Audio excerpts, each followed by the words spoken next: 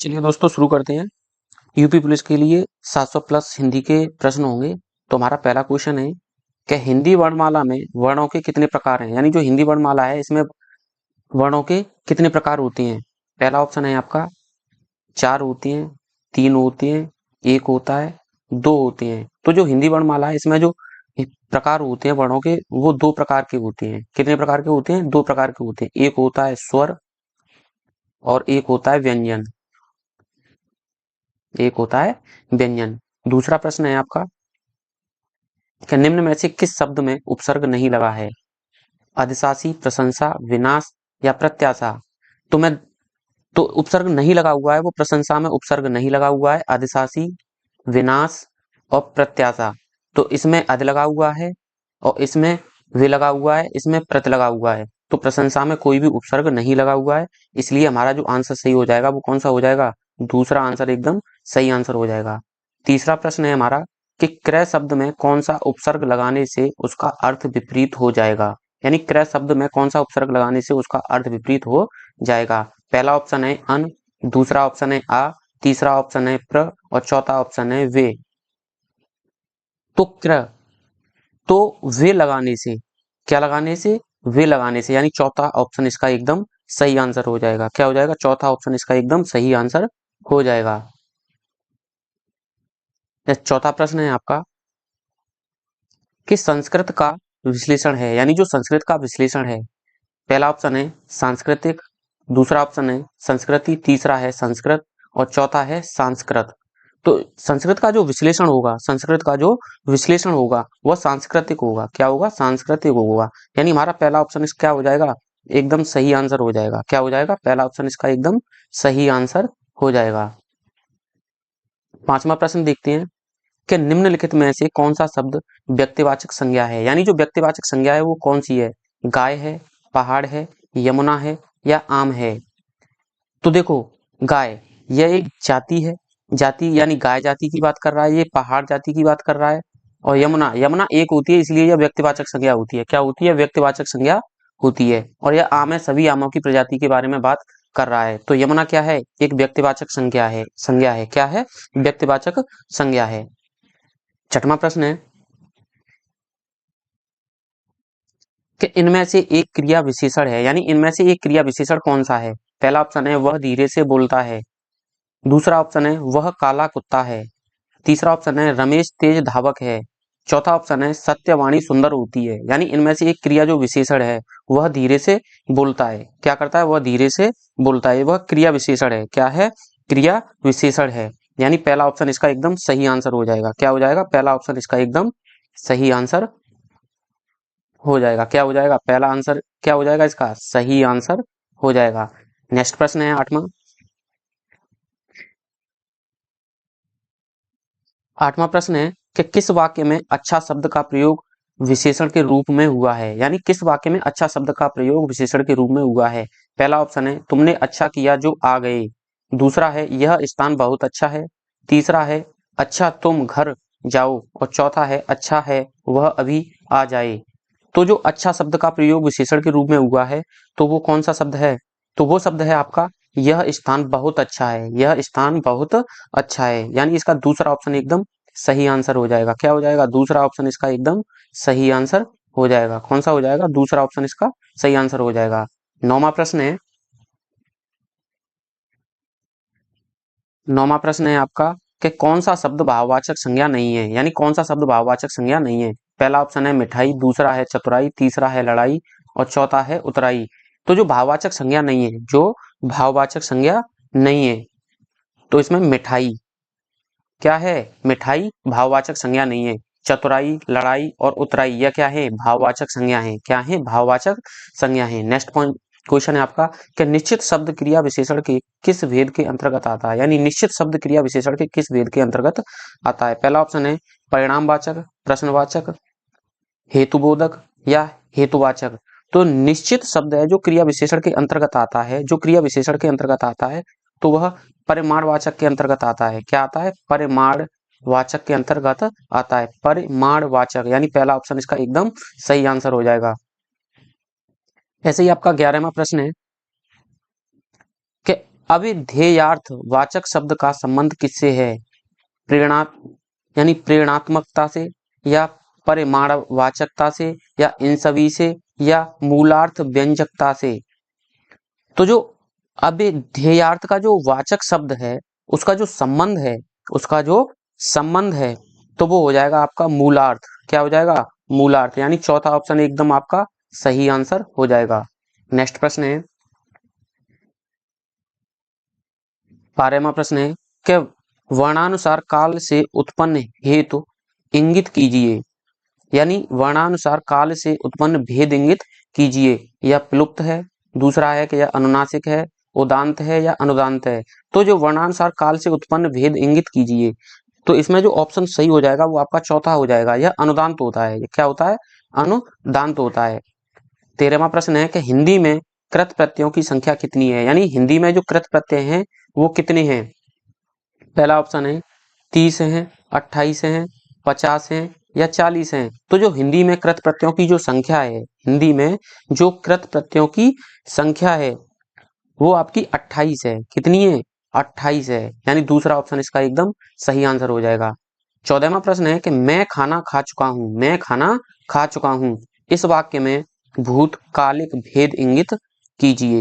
पहला ऑप्शन है सामान्य भूत है, पूर्ण भूत है, आसन्न भूत है, या संदिग्ध भूत है। संदिग्ध भूत है। तो मैं खाना खा चुका हूं, मैं खाना खा चुका हूं, तो यह पूर्ण भूत है।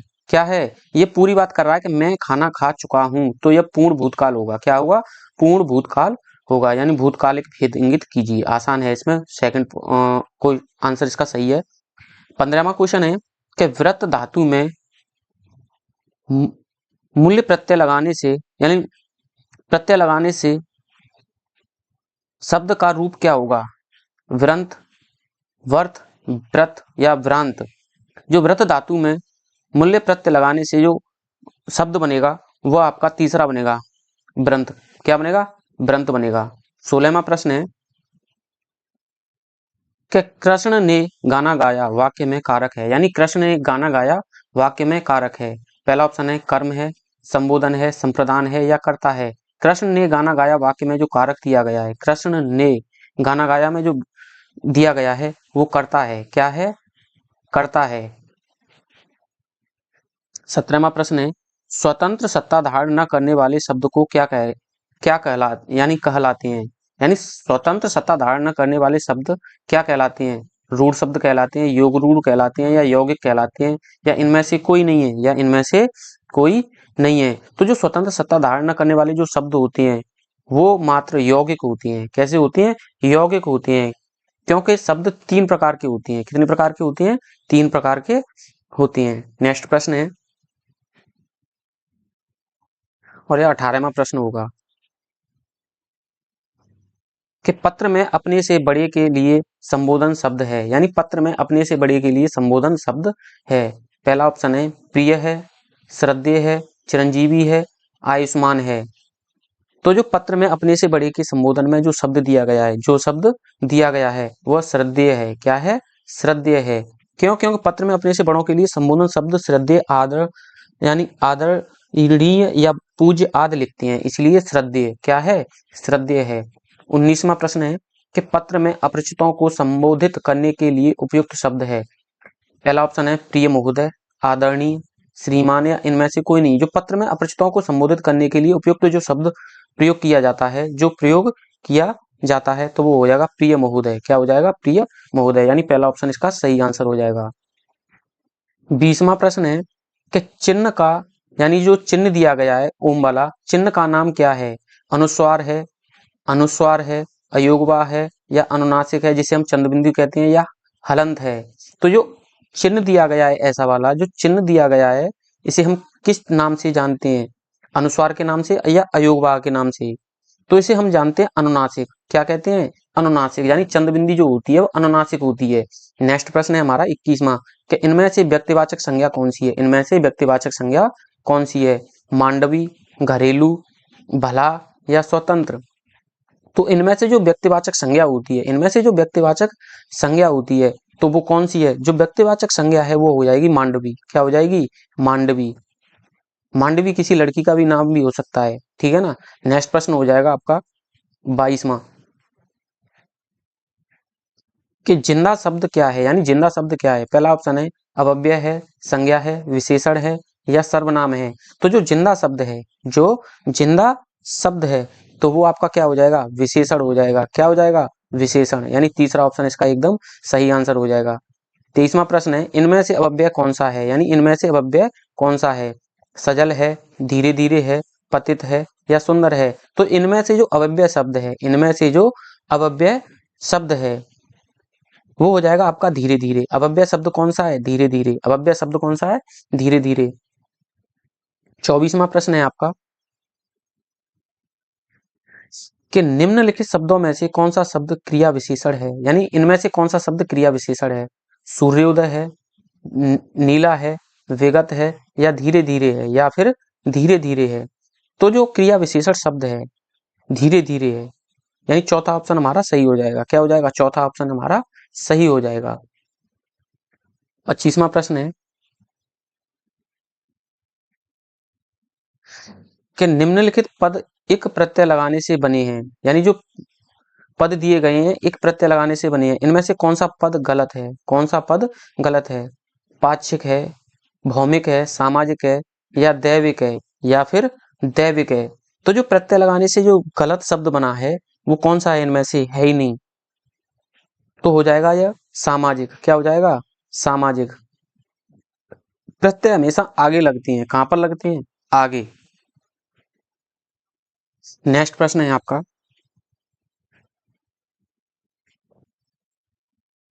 26वां कि व्यवस्था से पूर्व कौन सा उपसर्ग लगाएं कि उसका अर्थ विपरीत हो जाए। तो यहां पर आ लगाया जाए, अ लगाया जाए, पर लगाया जाए या उप लगाया जाए। तो 26 का जो आंसर हो जाएगा वो हो जाएगा अ। तो यहाँ पर अव्यवस्था से पूर्व, व्यवस्था से अ हो जाएगा। क्या हो जाएगा, अ। देखो नीचे दिए गए प्रश्नों के 4 वैकल्पिक उत्तर हैं, इनमें से सही का चुनाव करें। जैसे 27वां है क वर्ण का उच्चारण स्थान कौन सा है, यानी क वर्ण का जो उच्चारण स्थान है वो क्या है, कंठ है, तालु है, मूर्धा है या दंत है। तो जो क वर्ण का उच्चारण स्थान होता है वो कंठ होता है। क्या होता है, कंठ होता है। यानी हमारा इसका पहला ऑप्शन सही हो जाएगा। क्या हो जाएगा, पहला ऑप्शन सही हो जाएगा। 28वां प्रश्न है यह वर्ण का उच्चारण स्थान है, यानी यह वर्ण जो दिया गया है इसका उच्चारण स्थान क्या होता है, कंठ होता है, तालु होता है, मूर्धा होता है या दंत होता है। तो कंठ तो होगा नहीं, क्या नहीं होगा, कंठ। तालु, तो तालु, तो दूसरा ऑप्शन सही हो जाएगा, तालु होता है। यह वर्ण का उच्चारण स्थान क्या होता है, तालु होता है। क्या होता है, तालु होता है। नेक्स्ट प्रश्न है आपका 29वां ट वर्ण का उच्चारण स्थान है, यानी जो ट वर्ण है उसका उच्चारण स्थान है तालु, मूर्धा, दंत, कंठ, तालव्य। तो जो ट वर्ण है उसका जो उच्चारण स्थान होता है, जो उसका उच्चारण स्थान होता है तो वह मूर्धा होता है। क्या होता है, मूर्धा होता है। क्या होता है, मूर्धा होता है। यानी दूसरा ऑप्शन इसका एकदम सही आंसर है। ऐसे ही आपका 30वां प्रश्न है कि निम्नलिखित में से विशेषण चुनिए, भलाई, मिठाई, थोड़ा या स्वयं। तो जो विशेषण है, जो विशेषण है तो वो क्या है, तो इसका जो विशेषण है वो मिठास है। क्या है, मिठास है। क्या है, मिठास। यानी दूसरा ऑप्शन इसका एकदम सही आंसर हो जाएगा। तीसरा ऑप्शन है कि भारतीय शब्द का बहुवचन है, यानी भारतीय शब्द का बहुवचन है। भारतीयों या भारतीयों या भारतीयों या भारतीयों। तो यानी जो बहुवचन होगा वो होगा भारतीयों। यानी दूसरा ऑप्शन इसका एकदम सही आंसर हो जाएगा। तीसरा प्रश्न है, सॉरी 32वां प्रश्न होगा इसका कि लक्ष्मण एक कुशल कार्यकर्ता है, यानी जो लक्ष्मण एक कार्यकुशलता है, मैं विशेषण है। लक्ष्मण, कार्यकुशलता, कुशल या इनमें से कोई नहीं। तो लक्ष्मण एक कार्यकुशल कार्यकर्ता है, इसमें जो विशेषण है, इसमें जो विशेषण है वो आपका कुशल है। क्या है, कुशल है। यह क्या है, विशेषण है, इसमें कुशल विशेषण है। यानी 33वां प्रश्न है आपका कि हिंदी भाषा की लिपि है, यानी हिंदी भाषा की कौन सी लिपि है। प्राकृति है, देवनागरी है या पाली है या इनमें से कोई नहीं। तो हिंदी भाषा की जो लिपि है वो देवनागरी लिपि है। क्या है? देवनागरी लिपि है, यानी दूसरा ऑप्शन इसका एकदम सही आंसर हो जाएगा। 34वां प्रश्न है आपका, क्या निर्वासित शब्द में निम्नलिखित में से कौन सा प्रत्यय है? एक प्रत्यय है, सित प्रत्यय है, एक है या इनमें से कोई नहीं। तो जो निर्वासित शब्द में प्रत्यय लगा हुआ है तो वो आपका लगा हुआ है पहला, यानी इत। निर्वासित जो प्रत्यय लगते हैं हमेशा बाद में लगती हैं। कहाँ लगते हैं? बाद में। और जो उपसर्ग लगती हैं वो पहले। उपसर्ग कहाँ लगते हैं? पहले लगती हैं। कहाँ पर लगती हैं? पहले लगती हैं। ऐसे ही आपका 35वां प्रश्न है कि निम्न में से कौन सा वर्ण तालव्य और नासिक्य है? कौन सा वर्ण तालव्य और नासिक्य है? पहला ऑप्शन है य, छ छतरी वाला और छ छतरी वाला और श। जो तालव्य वर्ण है और वो नासिक्य, तालव्य और नासिक्य दोनों हैं, जो तालव्य हैं और नासिक्य भी हैं। जो वो आपका वर्ण है वो आपका य है। क्या है? य। जिसे या चूले भी बोलते हैं। क्या बोलते हैं? या चूले भी बोलते हैं। 36वां प्रश्न है आपका कि निम्न में से रूढ़ शब्द कौन सा है? निम्न में से रूढ़ शब्द कौन सा है? पहला ऑप्शन है लंबोदर, घुड़साल, दूध वाला या मोटा। तो रूढ़ शब्द है, जो रूढ़ शब्द है, तो जो आपका रूढ़ शब्द हो जाएगा इसमें वो हो जाएगा चौथा। क्या है? लोटा। क्या है? यह रूढ़ शब्द है लोटा। और यह देसी शब्द है, यानी अपने यहाँ का शब्द है। 37वां प्रश्न है कि निम्न जातिवाचक संज्ञा कौन सी है? निम्न में जातिवाचक संज्ञा कौन सी है? कौशल है, काशी है, गंगा है या नदी है? जो जातिवाचक संज्ञा है, जो जातिवाचक संज्ञा है तो वो नदी है। यह सभी नदियों का बोध कराती है। गंगा एक है, काशी एक है, कैलाश भी एक है, इसीलिए जो नदी है वो जातिवाचक संज्ञा के अंतर्गत आती है। नेक्स्ट प्रश्न है आपका 38वां कि किसी वर्ग के प्रथम अक्षर से परे यदि कोई अनुनासिक वर्ण है तो प्रथम वर्ण के स्थान पर उस वर्ण का कौन सा वर्ण हो जाता है? निरुनासिक हो जाता है, अनुनासिक हो जाता है, संयुक्ताक्षर हो जाता है या ईसत विवृत होता है? तो इसका जो आंसर हो जाएगा वो हो जाएगा अनुनासिक। क्या हो जाएगा? अनुनासिक हो जाता है, यानी दूसरा ऑप्शन इसका सही आंसर है। नेक्स्ट प्रश्न है आपका 39वां कि निम्न में संयुक्त व्यंजन कौन सी हैं? यानी निम्न में से संयुक्त व्यंजन कौन सी हैं? पहला है य, र, ल, व। दूसरा है श, श, श, ह। और तीसरा है क्षेत्र ज्ञ। और चौथा है प, फ, ब, भ। तो जो संयुक्त व्यंजन है वो आपके क्षेत्र ज्ञ, क्षेत्र ज्ञ, यानी तीसरा ऑप्शन इसका एकदम सही आंसर हो जाएगा। 40वां प्रश्न है कि निम्नलिखित में से कौन अंतःस्थ वर्ण का उदाहरण है? पहला ऑप्शन है ऊष्म महाप्राण व्यंजन झ और ठ है। दूसरा है अघोष वर्ण ट और ठ है। तीसरा है कंठ तालव्य ए ऐ है। या चौथा है दंत तालव्य व, दंत तालव्य व। तो जो अंतःस्थ वर्ण होते हैं, अंतःस्थ वर्ण होते हैं, तो उदाहरण कौन कौन सी हैं इसमें? तो जो अंतःस्थ का उदाहरण है वो आपके दंत तालव्य और व है। क्या है? दंत तालव्य और व है। चौथा ऑप्शन इसका एकदम सही आंसर हो जाएगा। 41वां प्रश्न है आपका, क्या हिंदी में किन दो वर्णों के द्वे स्पष्ट और मूर्धन्य दो दो उच्चारण होते हैं? र और ल, च और छ, ड़ और ढ, छ और त्र। तो 41 का जो प्रश्न हो जाएगा, यानी आंसर सही हो जाएगा, वो तीसरा है। यानी दो स्पष्ट और मूर्धन्य व्यंजन होते हैं, ये ड और ढ होते हैं, यानी तीसरा ऑप्शन एकदम सही आंसर है। 42वां प्रश्न है कि कौन से दीर्घ स्वर हिंदी में नहीं है? कौन से दीर्घ स्वर हिंदी में नहीं है? पहला ऑप्शन है ए, स, रे। और चौथा है सु और रे, सु और रे। तो हिंदी में नहीं है, यानी दीर्घ स्वर हिंदी में नहीं है। तो जो दीर्घ स्वर नहीं आते हैं, जो दीर्घ स्वर नहीं आती है, तो चौथा ऑप्शन हमारा एकदम सही आंसर हो जाएगा, ये दीर्घ स्वर नहीं है। 43वां प्रश्न है कि हल शब्द किसके लिए प्रयोग किया जाता है? यानी हल शब्द किसके लिए प्रयोग किया जाता है? पहला ऑप्शन है स्वर के लिए, दूसरा है हलंत के लिए, तीसरा है व्यंजन के लिए, चौथा है विसर्ग के लिए। तो निम्न में से विस्मय बोधक शब्द कौन, सॉरी, हल शब्द के लिए प्रयोग किया जाता है। तो जो हल शब्द के लिए प्रयोग किया जाता है तो वो हलंत के लिए किया जाता है। हल जो शब्द है वो हलंत के लिए प्रयोग किया जाता है, यानी दूसरा ऑप्शन सही हो जाएगा। 44वां प्रश्न है कि निम्न में विस्मयबोधक शब्द कौन सा है, यानी इनमें से विस्मयबोधक शब्द कौन सा है।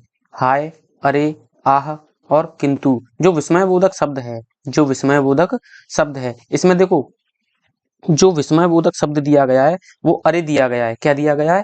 अरे। लेकिन हाय और आ यह भी विस्मयबोधक शब्द हैं। कैसे हैं? विस्मयबोधक शब्द हैं। कैसे हैं? विस्मयबोधक शब्द हैं। 45वां प्रश्न है आपका